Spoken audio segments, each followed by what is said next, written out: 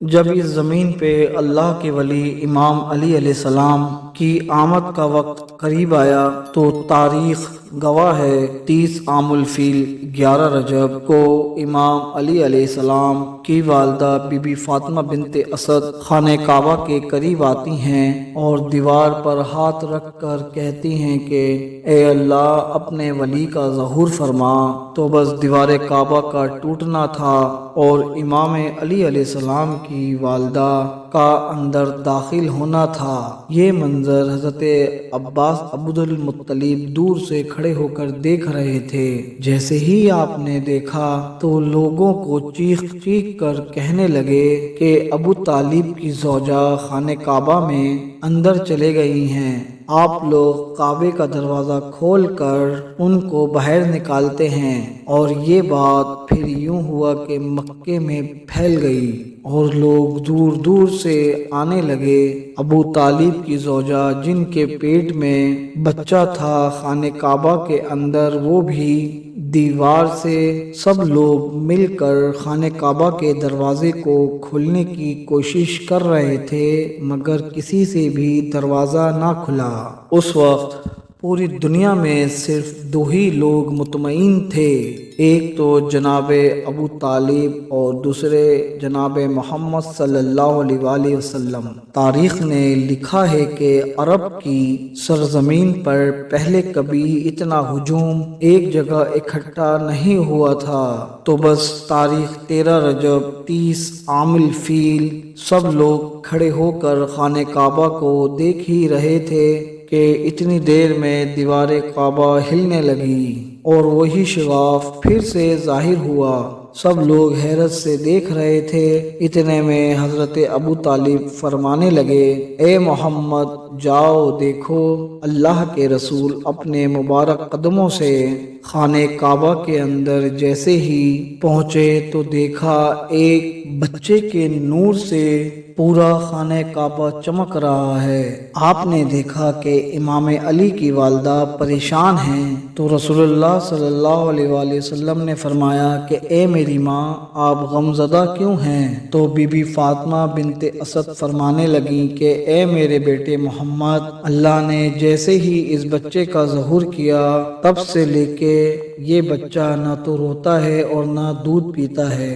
تو اللہ کے رسول نے مسکرا کر جیسے ہی بچے کو گود میں لیا تو وہ بچہ مسکرا کر اپنی آنکھیں کھول لیتا ہے۔ تو پھر اللہ کے رسول نے اپنی زبان مبارک امام علی علیہ السلام کے منہ میں دی اور امام علی علیہ السلام رسول اللہ کی زبان مبارک کو چوسنے لگے۔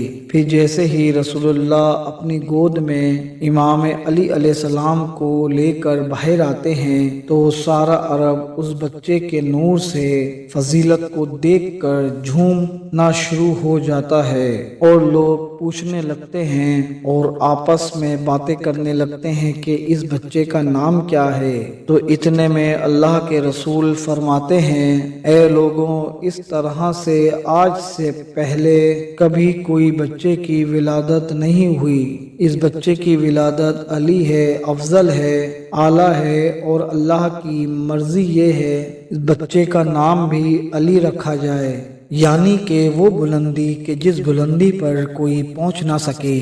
تو بس پھر فضا میں علی علی کی صدائیں بلند ہونے لگیں۔ اتنے میں جناب ابو طالب امام علی علیہ السلام کو لے کے گھر کی طرف جا ہی رہے تھے کہ کسی منافق نے کہا کہ اے ابو طالب، کیا وہ رسم نہیں کرو گے جو ہر بچے کے ساتھ کی جاتی ہے؟ مکے میں یہ رواج تھا کہ جب بھی کوئی بچہ پیدا ہونے والے بچے پر سانپ چھوڑ دیا کرتے تھے۔ اگر وہ سانپ بچے کو مار دیا کرتا تھا تو وہ یہ سمجھتے تھے کہ یہ بچہ اپنے باپ کی اولاد نہیں، اور اگر سانپ بچے کو کچھ نہیں کرتا تھا تو وہ یہ کہتے تھے یہ بچہ اپنے باپ کی اولاد ہے اور یہ بچہ ہمارے لیے قابل عزت بنے گا۔ تو جناب ابو طالب نے اللہ کے رسول کو دیکھا اور پھر امام علی علیہ السلام کو دیکھا اور ایک جگہ جناب امام علی علیہ السلام کو رکھ کر کہنے لگے لاؤ اس سانپ کو جس پر تم فخر کرتے ہو، اور اس سانپ کو پھر چھوڑا گیا۔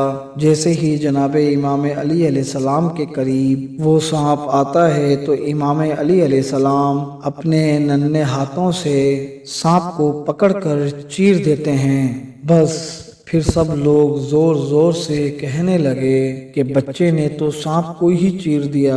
عربی زبان میں سانپ کو کہتے ہیں حیا، اور کسی چیز کے چیر کر پھاڑنے کو کہتے ہیں درہ۔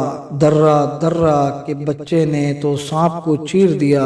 اور پھر یہ آواز فضا میں گونجنے لگی، اور فضا میں گونج کر یوں معلوم ہونے لگی کہ جیسے کہ کوئی کہہ رہا ہو حیدر۔